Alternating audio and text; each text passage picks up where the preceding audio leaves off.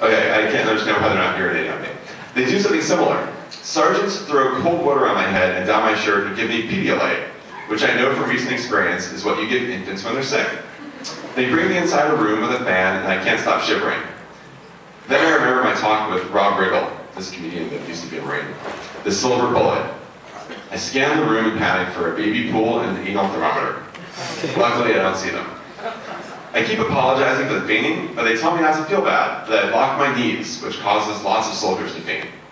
But I know that's not it. It was the stress. I was freaking out. I'm 39, I signed up to be a fake soldier for 3 days, and I couldn't handle it for 3 hours. One thought does penetrate my humiliation. My dad might actually be a psycho. My dad volunteered in the National Guard when he was 24 during the Vietnam War, right after getting a letter telling him to report to his Army recruiter because he was being drafted.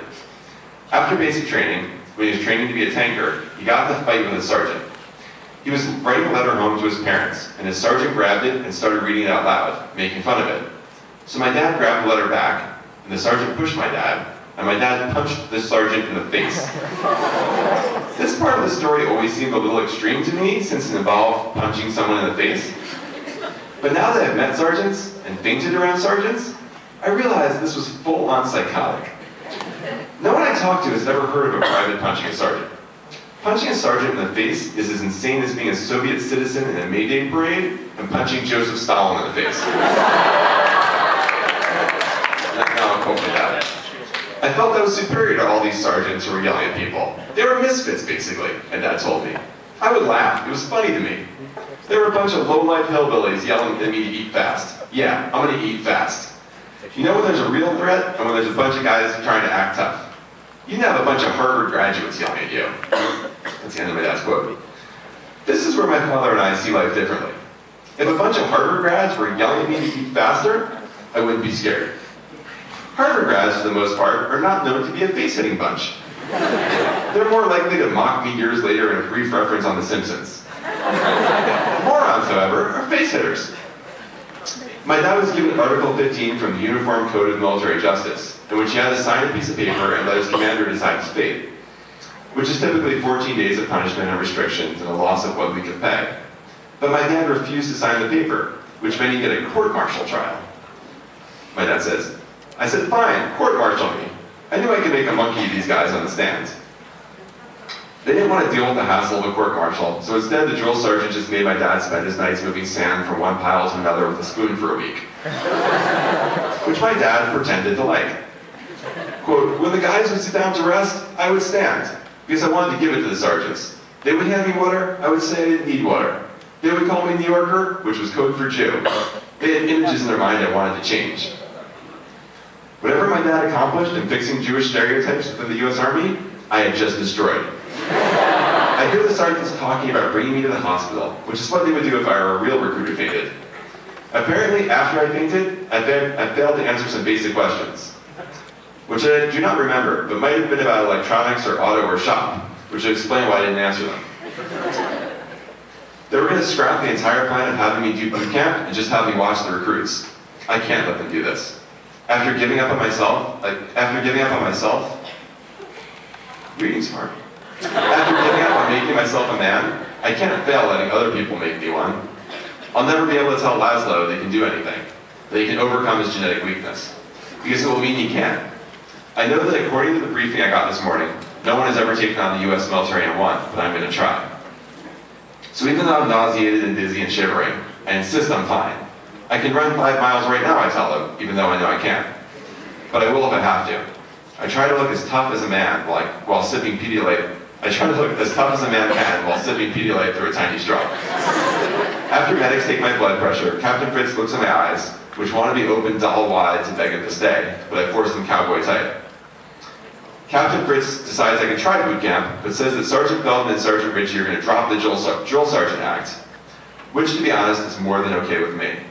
In fact, my main advice to recruits is to faint as soon as you possibly can. Just find a sunny spot, block your knees, start thinking about how hard this is going to be, and the next thing you know, it's all Pedialyte and fans and people worrying about you. Once the sergeants drop the drilling, I'd be able to get to know them as people instead of the mean robots that think I suck at everything.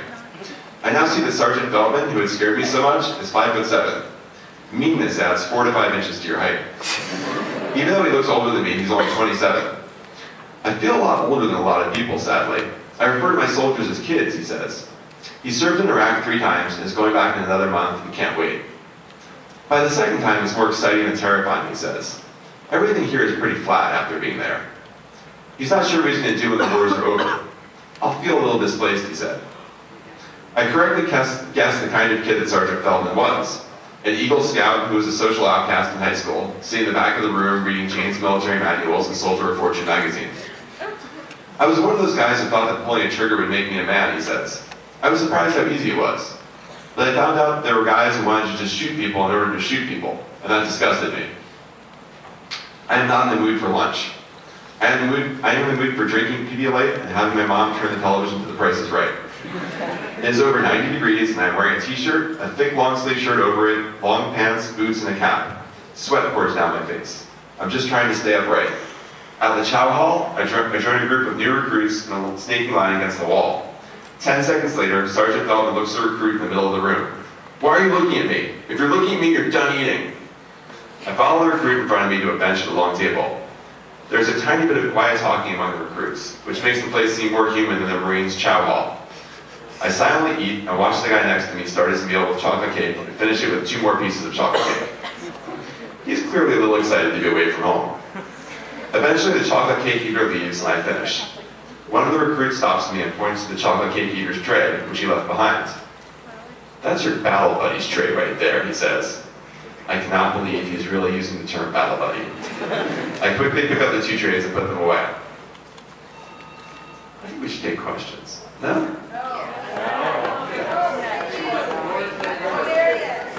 Next 70 minutes. Can you tell I didn't prepare that much? Alright. Reading's weird. Alright. After lunch, Sergeant Feldman is eager to show me the huge murals recruits paint on their barracks walls. They're the kind of art that you don't see anymore now that 1980s heavy metal records aren't made. Skeletons ride horses, they carry sights. Sights? Can we vote?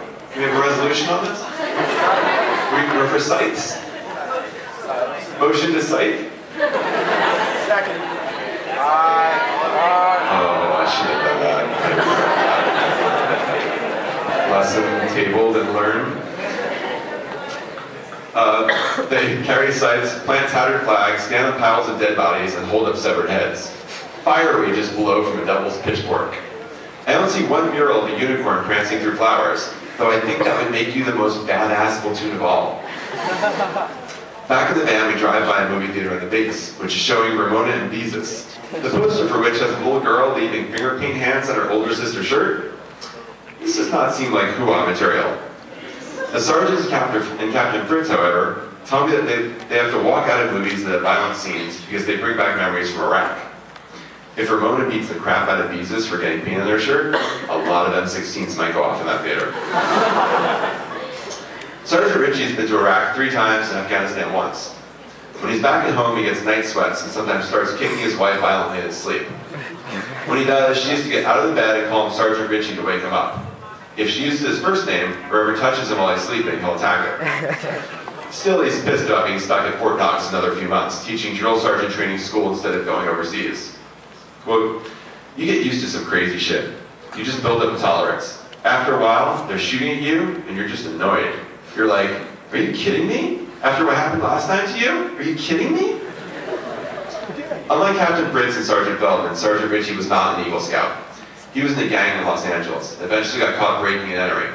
He chose the Army over jail. It's hard to imagine he was that guy. It's not that the Army softened him up, but it did smooth him out. So much so that when I asked him if he had to shoot anyone overseas, he politely informs me that I should never ask a soldier if he shot anyone.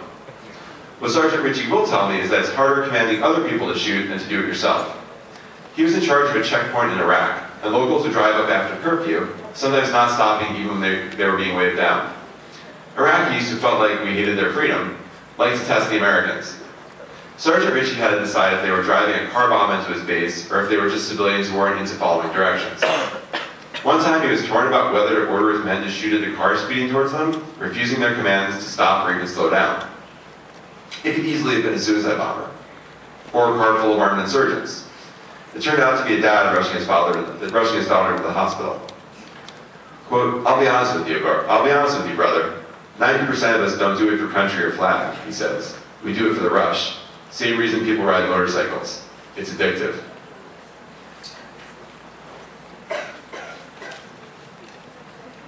We're good? Thanks. She's good. She could be governor.